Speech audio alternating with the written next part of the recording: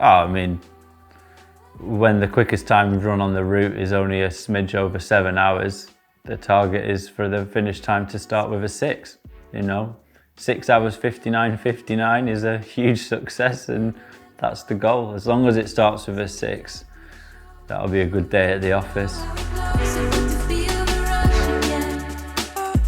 My name's Ellis Bland, ultra-based runner, ultra-distance runner, fell runner, occasional park runner, based out of Lancaster. Do all my running in the Trough of Bowland. Most of my training is logged out there. Head up into the Lake District from time to time to see what I can do on the high fells.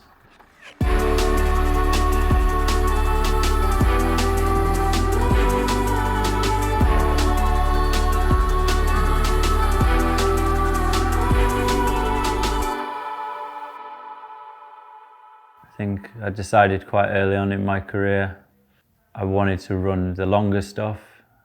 I see a lot of longevity in my running. I want to run when I'm 60, I want to run when I'm 70, and I always say knees over screes, and I much prefer going the distance than absolutely ending myself on a 5-mile fell race.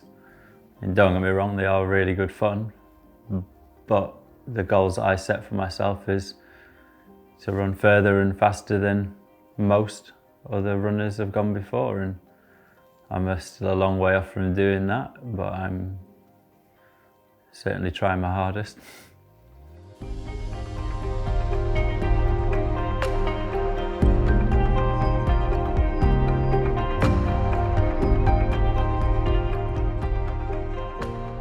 I just think first and foremost the lap has just absolutely nailed it, you know. It is exactly what it says on the tin, and I have a lot of respect for the race organisers. What a brilliant concept, just a lap of Lake Windermere.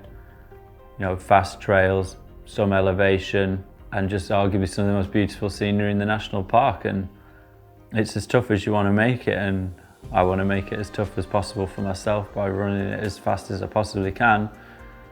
But for a lot of people it will be as tough, and they'll be doing it in 15, 16, 20, 23 hours, you know, and there's very few races left on the market now which offer that absolute inclusive vibe, and I have a lot of respect for that, and I'm really looking forward just to seeing absolutely everyone up there giving it their all, and whatever their time is as impressive as anyone else's, and I'm a real firm believer in that.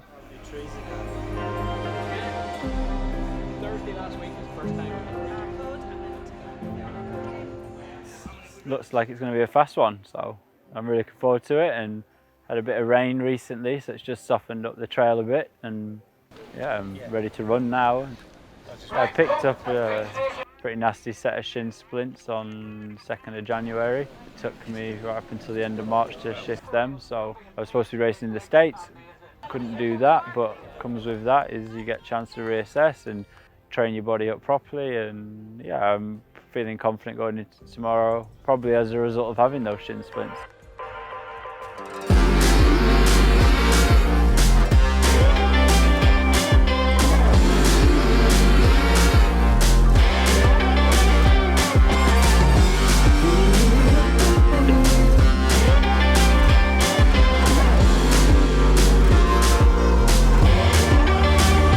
There you go again, looking so handsome. Oh, you have your way, and it's making me weak. I think the more people that are chasing sub-7, the better. It's one of those courses which it only takes one runner to write off 5 runners, and you know, it should be a good field, and I hope it is. You know, the world of ultra running, everyone has this grand idea that, oh, you're just out by yourself and it's slow and it's methodical, but you know, this is less than 50 miles, and for guys like me, and there'll be women on the route tomorrow who it's the same, this is a short race and it's going to be punchy, so getting in a good battle for 30 miles, I take quite a lot of pride in my ability to kick at the end, and yeah, just beyond Windermere really. So yeah, if the tracker suddenly goes a bit bonkers there, know that I'm giving it some full send from Windermere to the finish. Power. to resist, but you're pulling me closer. Oh, I gotta stay away, but you won't let me. No one makes me feel like you do, and no one sets my body on fire, and no one gives me shivers like you. Oh, no one does it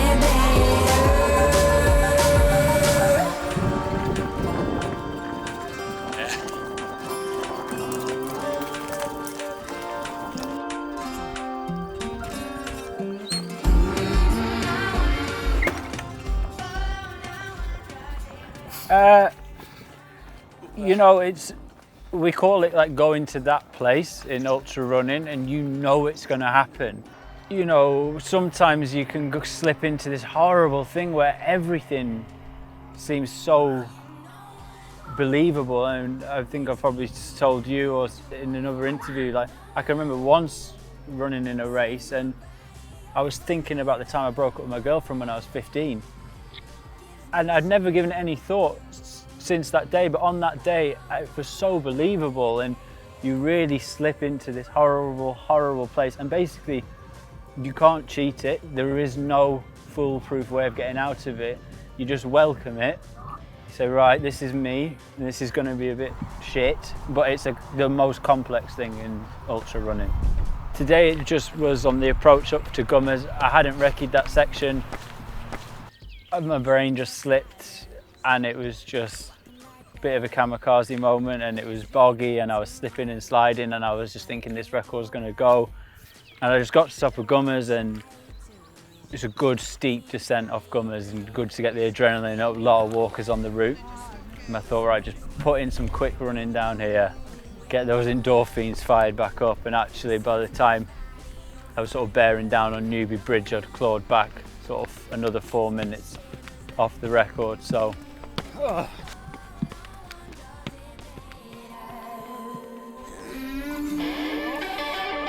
how I try to sleep, but you're deep in my mind. Got a hold of me. When I'm awake, I'm all blind. You and your magic, like infinite power. God knows I try to resist. Come on!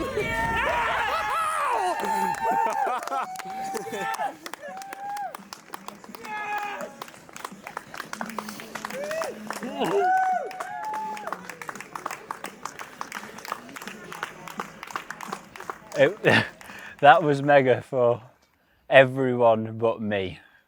Like, you know, in fell racing and in track racing, like people love that Hollywood down to the wire, but it rarely happens in ultra running, and there's a reason why, because it doesn't happen because you have so long in the race to make sure it doesn't happen.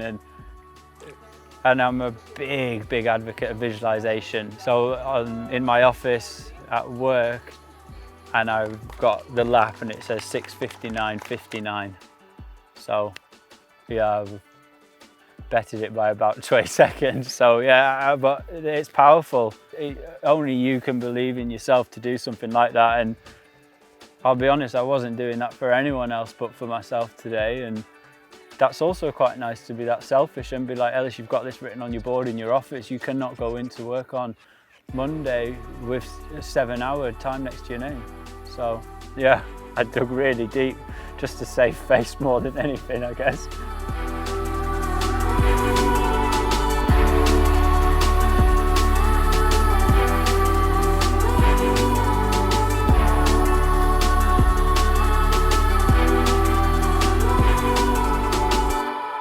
Oh, magic. That was awesome. What a great experience.